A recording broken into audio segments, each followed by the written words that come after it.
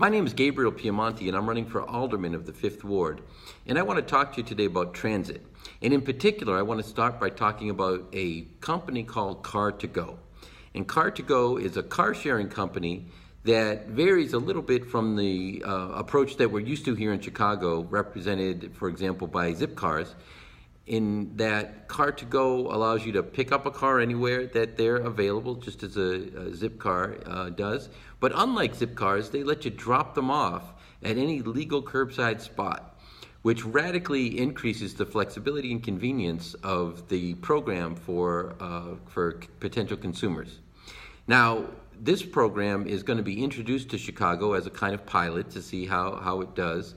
And we have reason to be optimistic that it could have a really positive effect on the city, in that a study specifically about this company and its approach has shown that for every one Car2go car that's introduced into a city, 11 end up being removed from the roads. This is a great opportunity for us. It's going to be terrific to see these at work in the pilot program and then to be implemented across the city. Unfortunately, we're not going to see the pilot program implemented on the south side of Chicago. And the reason we're not going to see it on the south side is because Alderman Leslie Hairston, along with Alderman Sophia King, have indicated that they do not want this program tested out in our communities. I think that it's always a good idea for us to see what's happening and see what the latest innovations are, and I don't see why you'd ever say no to something like this. However, there could be good reasons, and so while on the one hand you can be skeptical about a decision to not look at innovation around transit, which is such a serious issue on the south side of Chicago, you need to listen to the explanation. Unfortunately, in this case, the explanation is, from my point of view, completely shocking.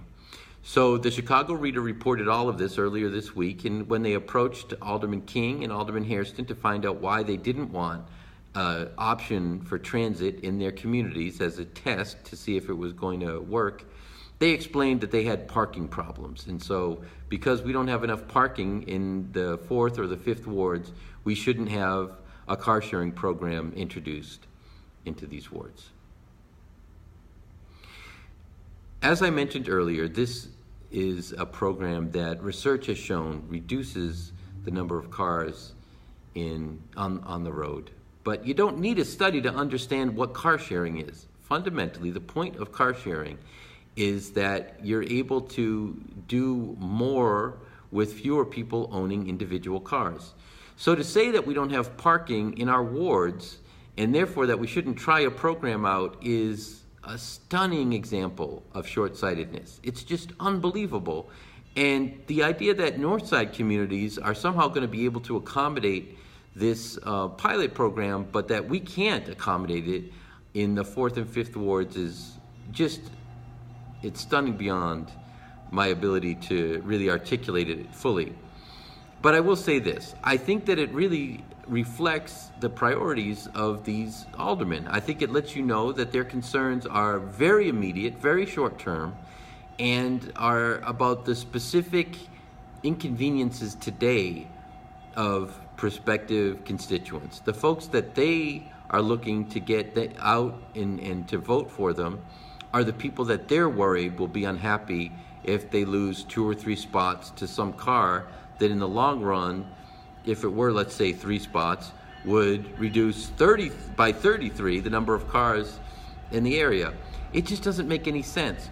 We have to think about how we're making these kinds of decisions. And I have to go back to something that I've said in other places that I think is so very important. These decisions shouldn't be made alone.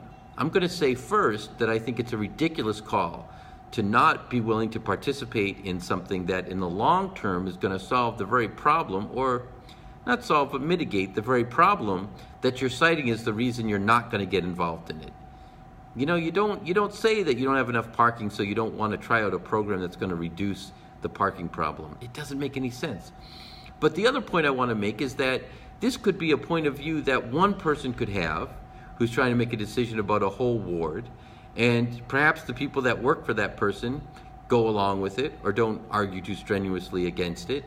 But if you had a group of people from across the neighborhood who have all sorts of different backgrounds and different points of view and who are independent from the political power in a ward, you would hear pushback. And I think you'd hear sufficient pushback that you probably wouldn't make this kind of a determination. Now, I don't know for sure that that's what would happen in this case. But what I do know is that when I hear a decision like this made, I just immediately wonder, was anybody consulted? Was there any conversation? Was it all done behind the scenes? Because really, transit solutions are something that we should all be talking about. We have huge transit problems on the south side of Chicago. I honestly think that we have a transit crisis. And I think that car sharing could really be a very effective solution to many of our problems, or at least mitigate many of our problems. And we all should be having a conversation about whether or not that tool or other tools should be introduced. I'd like to encourage you to go to my website, GabrielPiemonte.com, and look at some of the ideas that I have related to transit. I think that we should be introducing car sharing. I think that we should think about it not just in terms of saving a little bit of time and being convenient for somebody who's got a lot to do and is driving around the city and just wants something a little easier than what their choice is, but for people who in fact could be really challenged by the options they have available to them. Somebody who, for example, maybe is working a job that doesn't pay a whole lot, maybe has some kids that they're trying to get into after-school programs, get into activities, they're trying to make their way around the city, do some shopping, and it would be a whole lot more convenient if they could get their hands on a car, do a few things, and then drop it off exactly where they're done with it.